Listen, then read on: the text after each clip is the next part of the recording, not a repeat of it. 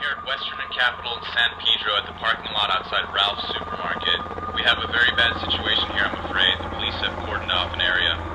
There's been a carjacking. We have 2 victims laying on the ground. 2 boys, both Japanese, apparently from Marymount College, just up the hill from this supermarket, have been shot execution style in the back of the head. They've been taken by ambulance to Hartford General Hospital. We don't know much else right now. The carjacker took their white 1994 Honda Civic. We don't have a license plate number yet.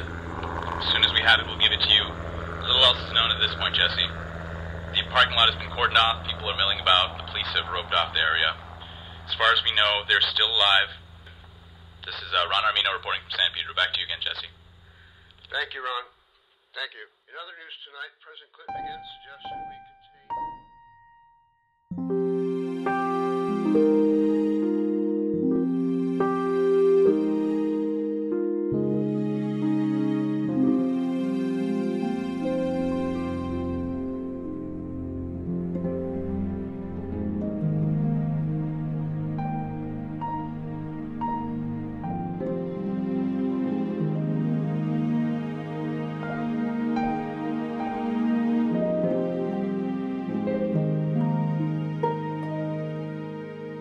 Both mothers reached out and touched the hands of their sons, and they were still warm, and you could still see that their chests were coming up and down because they were breathing with the help of ventilators. And the mothers just couldn't believe that something could be done, that if they went to another hospital or had no other doctors, or if they were transported back to Japan, they could somehow have their life saved. But eventually they came to recognize the inevitability of the boy's death, and the inevitability of the family having to make the decision that while they were there in the room, that both their sons would be removed from life support systems. And I noticed all kind of people down there, and I was wondering what happened, and then somebody told me that 2 Marymount students had been shot. I kind of stood around, and then more and more people were coming, and they were putting flowers up. Kids were crying, and they were all very, very upset with what had happened. I was thinking, God, life is so short. You never know what's going to happen. I remember hearing about it, and it was just complete shock. What happened? Why them? Was what crossed my mind. And knowing them the way I did, friendly, so kind and so honest, and wouldn't hurt a fly. Here these 2 kids come across the ocean to get an education in our country, and some animal takes their lives. There was a memorial I knew that was being, people were dropping off things at Ralph's where they were shot. And so I went and I bought 2 white roses, one for each of them. And I don't even remember what time it was, but I went down and said a little prayer and left those roses on the concrete there in the parking lot.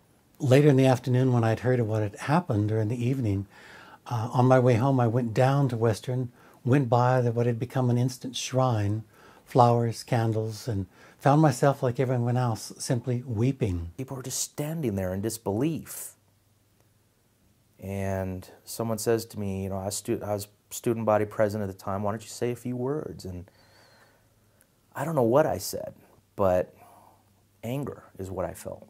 The moment that I remember best was the memorial service in the chapel after the parents had arrived here. And it was when the parents arrived here that it really hit me. In the chapel, we walked up along the side aisles and to pay our respects up at the altar. And then when we came down from the altar in the center aisle, the parents were standing there, and one of the fathers, and I don't remember whether it was Mr. Ito or Mr. Matsura, but he fell around my neck and put his head on my shoulder and sobbed and cried. And of course I cried. He wouldn't let me go, and we just stood there, and that was a very heavy moment.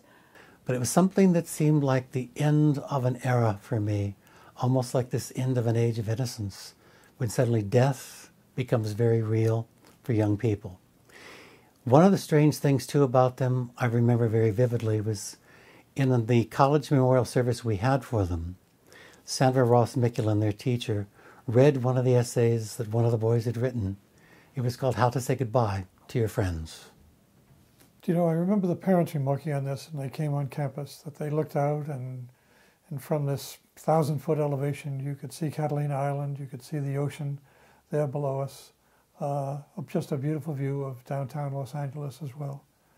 And it seemed so idyllic, so peaceful, so calm, so supportive of their sons and supportive of everyone in this community. And yet we had to try to combine that with the reality of the violence in American society as well. And it's just a tremendous contrast. The kind of things that takes place on a college campus, the support that we give to students, the appreciation of nature, the appreciation of the peace and beauty and harmony of the world around us.